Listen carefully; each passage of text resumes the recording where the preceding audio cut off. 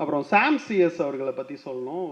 ஆக்சுவலாக விக்ரம் வேதா பிரமாதமான மியூசிக். ஆக்சுவலாக அந்த ட்ரெய்லர் வந்தப்பவே அந்த படம் வந்து தேட்டருக்கு வர வைக்கணுங்கிற அந்த அந்த மியூசிக் என் மண்டைக்குள்ள கேட்டுக்கிட்டே இருந்துச்சு. ஆக்சுவலாக இன்னமும் விக்ரம் வேதாவுடைய அந்த ரீரெக்கார்டிங்கை வந்து நான் ஓட்டிக்கிட்டே இருப்பேன். அப்படி ஒரு சந்தர்ப்பத்தில் நான் வந்து சாம் சிஎஸ் அவர்களை நான் சந்தித்தேன். அப்போ வந்து அவருடைய லேப்டாப்பை ஓப்பன் பண்ணி, சார் இன்செப்ஷன் படத்துக்கு நான் ஒரு மியூசிக் போட்டிருக்கேன் பார்க்குறீங்களா அப்படின்னு. அது ஹான்ஸ் சிம்மர் தான் பிரமாதமான மியூசிக் டைரக்டர், அவரை தாண்டுற மியூசிக்கா என்னடா போடுங்க சார் அப்படின்னு சொன்னேன். நிஜமாவே வந்து இப்படி ஒரு வார்த்தையை சொல்லக்கூடாது, நிஜமாவே ஹான்ஸ் சிம்மர் அந்த இடத்துக்கு போட்ட மியூசிக்கோட சாம் சிஎஸ் எனக்கு காட்டின அந்த ரீரெக்கார்டிங் மியூசிக் வந்து என்னை வந்து அதிர வச்சிருச்சு. ஏன்னா இன்செப்ஷன் உங்களுக்கு தெரியும், படம் மொத்தமுமே கிளைமேக்ஸ் அப்படி இருக்கும் பரபரப்பா. அதுக்கு வந்து சாம் சிஎஸ் பார்க்குறப்ப இன்னும் பெரிய உயரங்களை சாம் சிஎஸ் அடைஞ்சிருக்கணும். அவருடைய படங்கள் புஷ்பா 2லாம் அவர் தான் பிரமாதமான ஒரு ரீரெக்கார்டிங் பண்ணியிருந்தார். ஸோ இந்த படம் சாங்ஸ் ப்ளஸ் எல்லாம் சேர்ந்து சாம் சிஎஸ்க்கு இன்னொரு பெரிய உயரத்தை தரும். நான் சாம் சிஎஸை மனமாற வாழ்த்துறேன். அப்புறம் ஜிவி மை டார்லிங் அப்படிங்கிற வார்த்தையை நாங்கள் தான் ஒரு 17 வயசில் நாங்கள் சொல்ல ஆரம்பித்தோம். ஆர் உதயகுமார்கிட்ட வந்து என் பையன் சின்ன பையனாக இருக்கான் அனுப்ப மாட்டேன் அப்படின்னு அவங்க அப்பா சொன்ன மாதிரி என்கிட்ட வர்றப்பையும் ஜிவி வந்து ஒரு சின்ன பையனாக தான் ஒரு நாங்கள் வந்து எங்கள் ஆஃபீஸில் நான் வந்து டார்லிங் அப்படின்னா பல முறை அதை உபயோகப்படுத்திக்கிட்டே இருப்போம். கண்ணுக்கு முன்னாடி ஒரு 17 வயசு பையனோட பார்த்த இந்த ஜிவி அவருடைய வளர்ச்சியை பார்க்குறப்ப நிஜமாவே பெரிய மகிழ்ச்சியாக இருக்குது. எனக்கு ஒரு வாய்ப்பு கிடச்சிச்சு ஜிவியோட வேலை செய்கிறதுக்கு அப்படின்னு தான் நான் எப்பயுமே நம்புவேன்.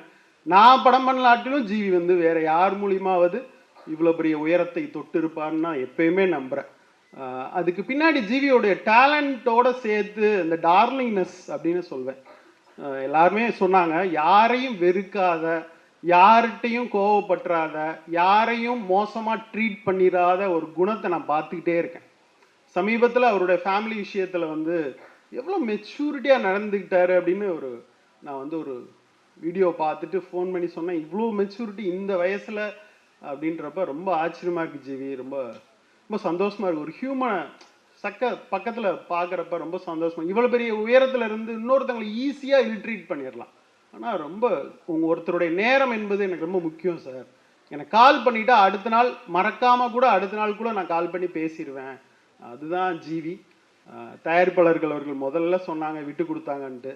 எனக்கு தெரிஞ்சு நடிகரா மியூசிக் டைரக்டரா அவர் விட்டு கொடுத்த படங்கள் எனக்கே 2 படம் இருக்கு. 2 படத்துக்கு அவர் இல்லைன்னா படமே ரிலீஸ் ஆயிருக்கு. அவ்வளோ ஒரு பிரமாதமான ஹியூமன். ஒரு செகண்ட் கூட யோசிக்க மாட்டாப்புல. அந்த அந்த மொமெண்ட்டை நான் பார்த்துருக்கேன். சார் இந்த மாதிரி இருக்கு, பண்ணிடலாம், நான் என் மேனேஜர்கிட்ட சொல்லி விட்றேன், நான் கேட்கணும், அது எதுவுமே கிடையாது. என் போன படத்துக்கு கேட்டவா பண்ணிடலாம் சார்.